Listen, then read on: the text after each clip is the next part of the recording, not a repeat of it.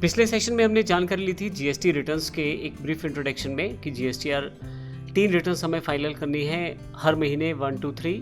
पहली सेल से रिलेटेड है, दूसरी ऑटो पॉपुलेटेड है, अपने आप सारी इन्फॉर्मेशन परचेज के रूप में आ जाएगी। परचेज के सभी इनवॉइसेस हमें दिखाई देना शुरू हो जाएंगे जीएसटीआर 2 में। 3 जो है उसमें इनपुट टैक्स क्रेडिट से रिलेटेड इन्फॉर्मेशन हमारे पास दिखाई देना शुरू हो जाएगा। फाइनली जीएसटीआर 9 है, वो लास्ट में हमें एक बार भरनी है पूरे साल भर में। और हमने ये देखा था लास्ट टाइम कि अगर जीएसटीआर रिटर्न्स में सब कुछ ठीक है, हमने जुलाई की जो रिटर्न है वो जीएसटीआर 1 अगस्त में 10 अगस्त तक फिल करनी है। जीएसटीआर 2A 11 अगस्त तक हमारे अकाउंट में शो होनी शुरू हो जाएगी, जिसमें सभी परचेज से रिलेटेड इन्फॉर्मेशन रहेगी।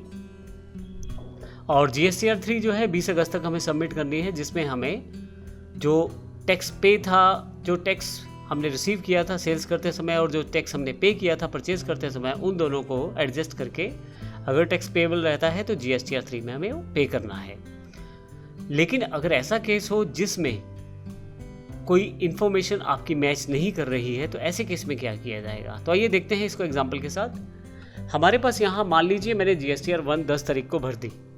अब ये 10 अगस्त को हमने भरी है, जुलाई की रिटर्न है, सेल्स मैंने अपलोड कर दी है। जीएसटीआर 1 में सभी जो जीएसटीआर रजिस्टर्ड यूजर्स हैं वो अपनी डिटेल्स को फाइल कर देंगे रिटर्न के रूप में जीएसटीआर 1 में 10 अगस्त तक। अब ये एग्जांपल के लिए 10 अगस्त है, जुलाई की रिटर्न है तो अगस्त में भर रहे हैं हम।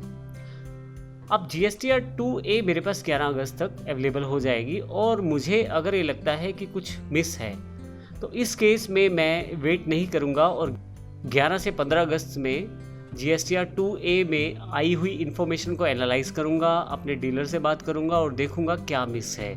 मान लीजिए मेरा कोई बिल जो मैंने परचेज़ किया है किसी डीलर से, उसने शो ही नहीं किया, तो उस केस में मैं उस डीलर से बात करूंगा और उसको कहूंगा कि वो इस पर्टिकुलर बिल को अपलोड करे और मैं भी अपने एंड पे उस इन्फॉर्मेशन को फिल कर सकता हूँ।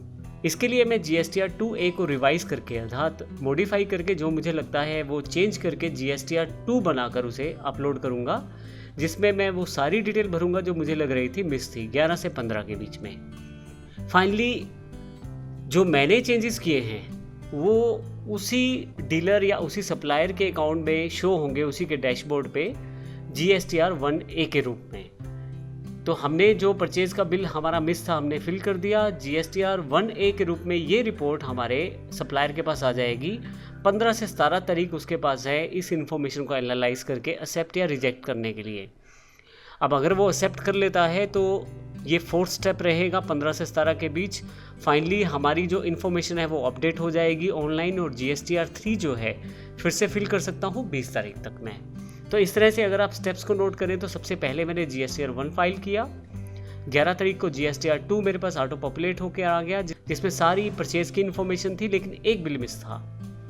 उसको मैंने फाइनली करेक्ट किया, जीएसटीआर 2 के रूप में सबमिट कर दिया और यही जो रिपोर्ट है जो मैंने 2 के रूप में सबमिट की है ये मेरे सप्लायर के पास 1A के रूप में पहुंच जाएगी और वह इसको एक्सेप्ट या रिजेक्ट कर सकता है जो चेंजेस मैंने किए हैं।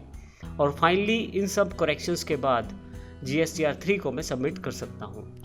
अब हमने ये प्रोसेस क्यों फॉलो किया है? अब एक बहुत ही इंपॉर्टेंट पॉइंट यहाँ पे है,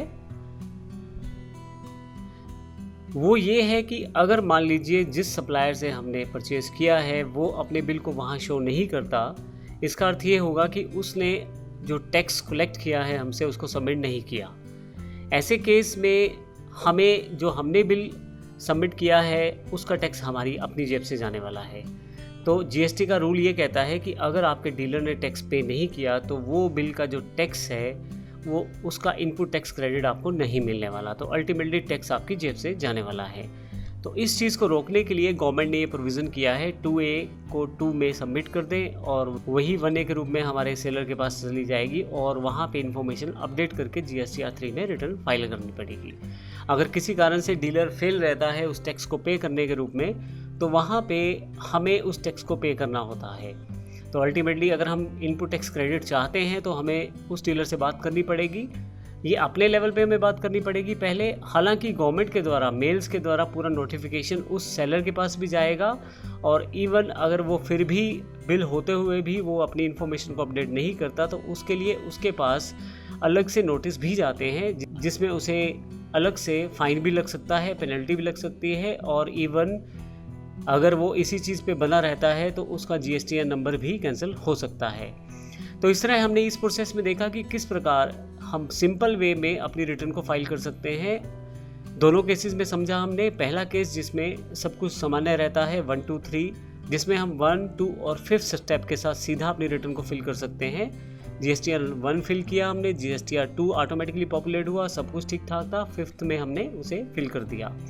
और दूसरा केस हमने देखा जिसमें 1st 2nd 3rd 4th और 5th स्टेप को हमने फॉलो किया। GSTR 2 में कुछ इश्यूज थे, हमने फाइनलाइज उसको ठीक किया 3rd में, और 4th में हमने उसे 1A के रूप में वही रिफ्लेक्ट हुए हमारे सेलर के पास। 5th में हमने फाइनली रिटर्न को फाइल किया। तो इस तरह से ये बेसिक स्टेप्स हैं। नेक्स्ट सेशन में हम एक एग्जांपल को भी फॉलो करेंगे जिसमें देखेंगे कि एक्चुअली प्रैक्टिकली ये काम किस प्रकार से होता है। धन्यवाद।